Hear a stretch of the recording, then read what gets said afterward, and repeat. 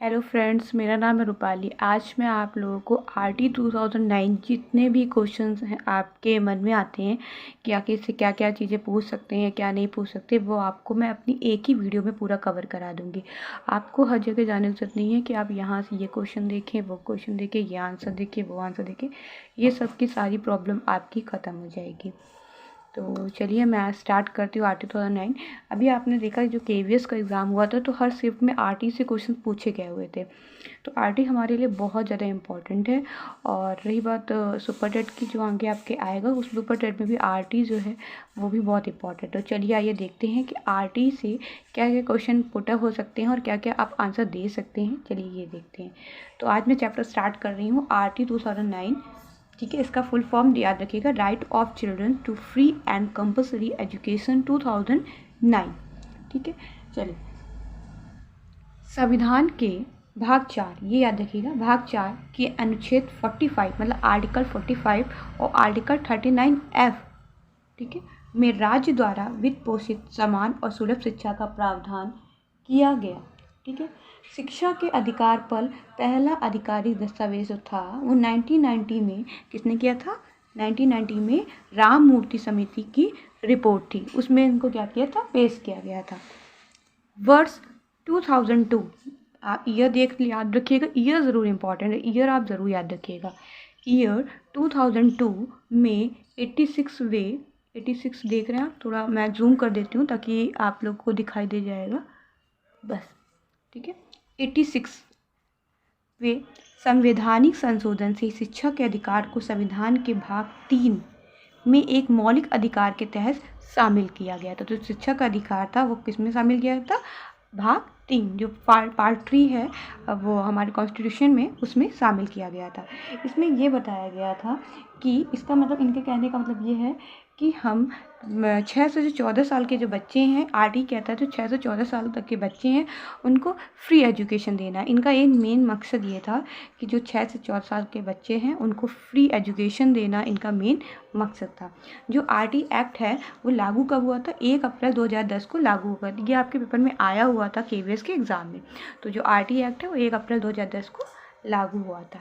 ठीक है, फिर नेक्स्ट है, देखिए, लागू 1 अप्रैल 2010 को हुआ था, लेकिन राज्यसभा में जो पहले पेश हुआ था वो आपका पेश हुआ था 20 जुलाई 2009 में राज्यसभा में पेश हुआ था, लेकिन 1 अप्रैल 2010 को लागू हुआ था। ठीक है, तो इसमें अब मैंने आपको बता ही दिया था कि आर्टिकल 21A में मुफ्त व अनिवार्य शिक्षा इन्होंने बोली थी कि फ्री एंड कंपलसरी एजुकेशंस के लिए बोला था। इन्होंने ये बताया कि बच्चों को बिना डर एंजाइटी के हमें बच्चों को शिक्षा देनी है, बच्चों को में कोई बर्डन नहीं डालना है कि इस तरह ऐसे पढ़ो वैसे करो, मतलब बिल्कुल फ्री होकर बच्चों को शिक्षा देनी है। ठीक है, और एक चीज़ और है कि जो 6 से 14 साल के बच्चे हैं उनको फ्री एजुकेशन के लिए बोला हुआ था, बट जो आप देख रहे हैं डिसेबल वाले जो चिल्ड्रन हैं, डिसेबिलिटी है जिनको, उनके लिए 6 से 18 वर्ष का प्रावधान किया गया था। 6 से 18 वर्ष था। ठीक है, और भारत शिक्षा को बच्चों के लिए मौलिक अधिकार घोषित करने वाला विश्व का 135वां देश बन गया है। कौन बन गया है? हमारा भारत। ठीक है, मौलिक अधिकार घोषित करने वाला विश्व का 135वां देश बन गया है।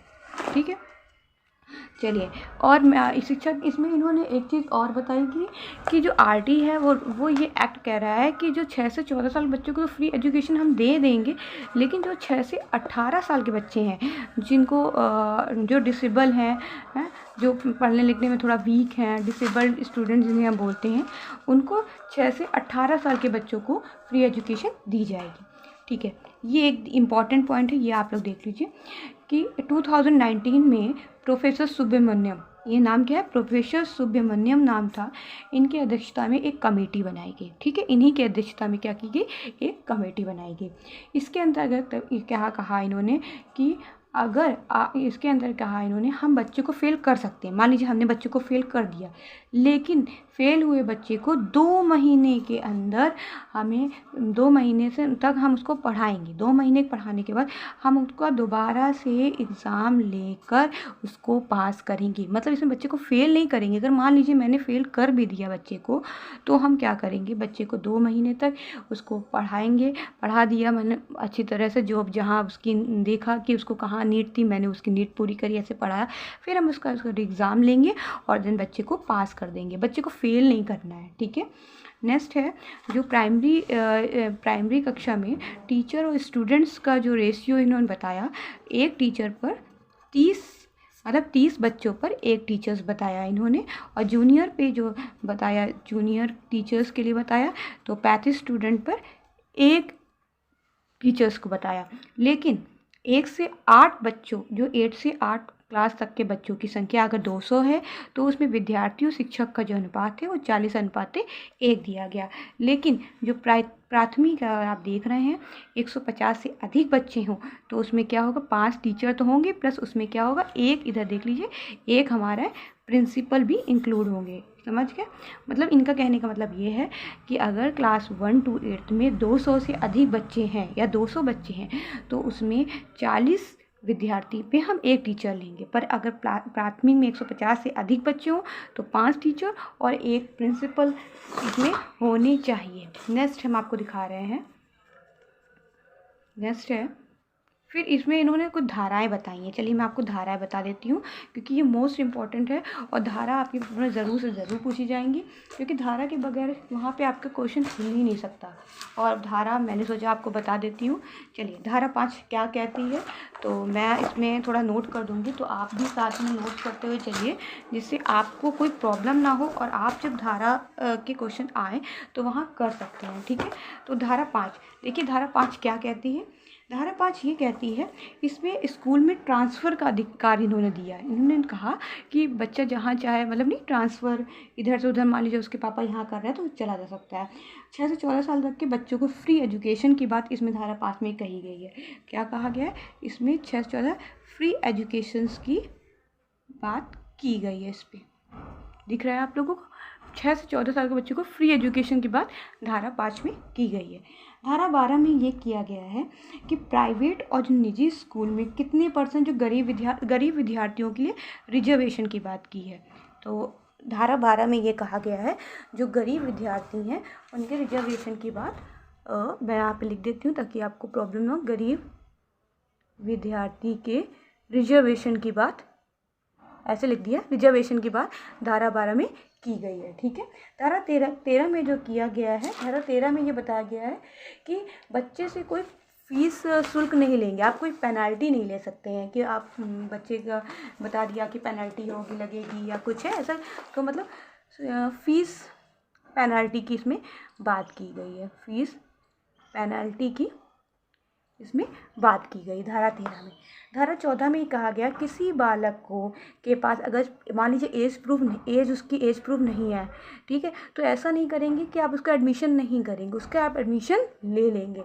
तो अगर एज प्रूफ नहीं है उसके पास तो भी उसकी स्थिति में आप प्रवेश देने से इनकार नहीं करेंगे, आप उसका एडमिशन ले लेंगे, ठीक है।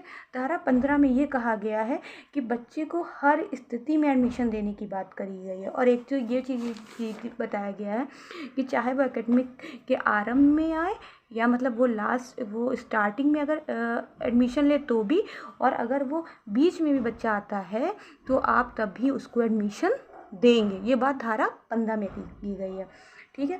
धारा 16 में ये किया गया है कि आप जो है स्टूडेंट, यहाँ धारा 16 की हम बात कर रहे हैं, ठीक है। आप स्टूडेंट मतलब प्राइमरी बच्चों को फेल नहीं कर सकते और ना ही विद्यालय से निकाल सकते हैं आप, ठीक है। आप ये 2 काम तो बिल्कुल नहीं कर सकते, ना ही आप बच्चे को फेल कर सकते हैं, ना ही आप विद्यालय से निकाल सकते हैं। नेक्स्ट है धारा 17 कहती है आप उसको फिजिकली पनिशमेंट या हैरेसमेंट नहीं कर सकते हैं, ठीक है। ये सब मना है। धारा 21 कहती है, एसएमसी की बात करती है, स्कूल मैनेजमेंट कमेटी की बात करती है। इसमें ये कहती है कि इसमें 50% जो है वो महिलाएं होनी चाहिए स्कूल में, ठीक है। और मतलब 3/4 में आपकी 50% जो होती है महिलाएं होनी चाहिए। और इसका जो अध्यक्ष होता है वो पेरेंट्स होने चाहिए, ये बात करी, जो इसके अध्यक्ष होने चाहिए धारा 21 में एसएमसी के, स्कूल मैनेजमेंट कमेटी। एसएमसी का फुल फॉर्म क्या है? स्कूल मैनेजमेंट कमेटी के जो अध्यक्ष होने चाहिए पेरेंट्स होने चाहिए, ठीक है। धारा 24 में हम इसमें शिक्षक के कर्तव्य की बात करी गई है। मतलब ये बताया गया है विद्यालय में समय में टीचर्स को उपस्थित होना है, करिकुलम टाइम में कराना है, पीटीएम टाइम टू टाइम करानी है, ये सब चीज़ें जो टीचर्स के वर्क होते हैं वो सब धारा 24 में कहा गया है। धारा 25 में देखिए क्या कहा गया। धारा 25 में ये कहा गया है कि टीचर और स्टूडेंट के रेशियो की बात करी गई, टीचर स्टूडेंट का रेशियो की बात करी गई। अभी मैंने आपको बताया था कि आरटी के अनुसार प्राथमिक कक्षा में छात्र और शिक्षक का जो अनुपात होना चाहिए वो 30:1, 30:1 होना चाहिए। लेकिन जो अपर प्राइमरी होना चाहिए उसमें कितना होना चाहिए? 35:1 होना चाहिए, ठीक है। और हमने बताया था 1 से 8 तक के अगर सदस्यों की संख्या 200 से अधिक है तो विद्यार्थी और शिक्षक का अनुपात 40:1 होना चाहिए। यदि प्राइमरी स्तर पर 150 से अधिक बच्चे हों तो उसमें हमने आपको बताया था कि एक प्रिंसिपल के साथ 5 टीचर होने चाहिए, ठीक है। चलिए धारा 27 की बात करते हैं। धारा 27 देखिए क्या कहता है। धारा 27 ये कहता है कि टीचर्स को हम किसी शिक्षक को गैर शैक्षणिक कार्यों में नहीं लगा सकता। कहाँ लगाया जा सकता है? सिर्फ जनगणना में, चुनाव में और आपदा प्रबंधन, इन सब में ही टीचर्स को बस 3 जगह लगाया जा सकता है, बाकी और कहीं भी टीचर्स की ड्यूटी नहीं लगाई जा सकती है, ठीक है। तो ये चीज़ हमारी ये धाराएं कह रही हैं कि कौन कौन सी धाराएं। चलिए वो मैं रिवाइज करा देती हूँ।